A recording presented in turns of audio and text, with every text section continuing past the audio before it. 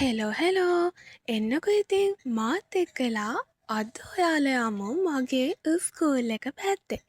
ඔන්න එහෙනම් අද මම ඔයාලව මගේ ස්කූල් එකට එකගෙන යන්න තමයි ලෑස්ති වෙන්නේ. ස්කූල් එකට යන පාර ගාවින් බැහැලා මම දඩ පඩ කාලා දූගෙන ගියා ළමයි. මොකද මම අද ස්කූල් එකට ගියේ මගේ බෙස්ට් ෆ්‍රෙන්ඩ් එක්කලා. හැබැයි ඉතින් බෙස්ට් ෆ්‍රෙන්ඩ් එක්කලා ගියත් එයාට චූටි ලණුවක් දීලා එයාට කියපු වෙලාවට වඩා පැය භාගයක් විතර පරක්කු වෙලා තමයි ගියේ.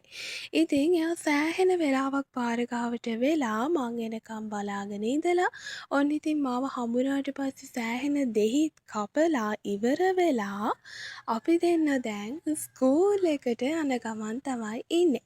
ඉතින් ළමයි ඔය ඉස්සෙල්ලා ඔයාලා දැක්කේ අපේ ස්කූල් එකේ ප්ලේග්‍රවුන්ඩ් එක. මේ තියෙන්නේ අපේ ස්කූල් එක. ඉතින් මගේ ස්කූල් එක තමයි පුත්ලම් ආනන්ද නැෂනල් කොලේජ්.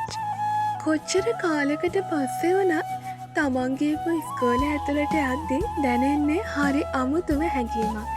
ඒ හැඟීම කියන්න වචන නෑ. මං හිතනවා මට වගේම ඔයාලටත් එහෙම වෙන්න ඇති කියලා. අවුරුදු 13ක් තිස්සේ අද ඉස්කෝලේ යන්නේ නෑ, අද ඉස්කෝලේ යන්න බෑ කිය නහින් අද ඉස්කෝලේ ගියාට ඉස්කෝලේ ගිහිල්ලා ඉවරුණාට පස්සේ තමයි මම ඉතින් ඒකෙත් අගේ තේරෙන්නේ. හැමදේම ඉතින් තියෙනකොට අගේ නෑ කියනවනේ. මේ ඉන්නේ මගේ පාසල් ජීවිතේ මට හමු වුණු යෝධ හයිය. මගේ ජීවිතේ මං ගත්ත හැම ජයග්‍රහණයක් පිටිපස්සෙම මගේ අම්මයි තාත්තයි වගේම මාත් එක්කලා හිටපු කෙනෙක් තමයි මගේ ආදරණීය මෙන්න මේ ගුරුතුමිය. ඉතින් ජීවිතේ අපිට හමු වෙන සමහර බැඳීම් වලට කියන්න වචන නැහැ. ඉතින් ඒ වගේම තමයි ටීචර්ගේ මගේ මේ බැඳීමටත් කියන්න වචන නැහැ මම හිතන්නේ. ඉතින් ළමයි මේට දවස් 2-3කට කලින් මගේ ජීවිතේ සතුටුම දවසක් මට උදා වුණා. ඒ තමයි මගේ ජීවිතේ මට තිබිච්ච ලොකුම හීනයක් වෙච්ච යුනිවර්සිටි යන හීනය හැබෑ කරගන්න මට පාර පෑදුනා. ඉතින් ඒ සුභාරංචිය මගේ පාසලේ ඉන්න ආදරණීය ටීචර්ලාට ඉස්සරහට කියලා එයාලගේ ආශිර්වාදය ලබාගෙන ඒ සතුට එයාලත් එක්කලා හරි ආදරණීය විදිහට ෂෙයා කරගන්න තමයි ඉතින් අද මම ස්කූල් එකට හිතු හදිස්සියෙම ගියේ.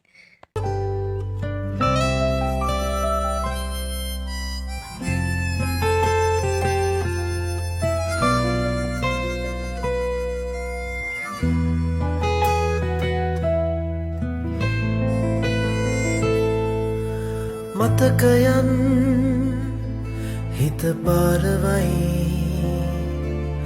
වසන්තේ කොහෙදෝ ගිහින්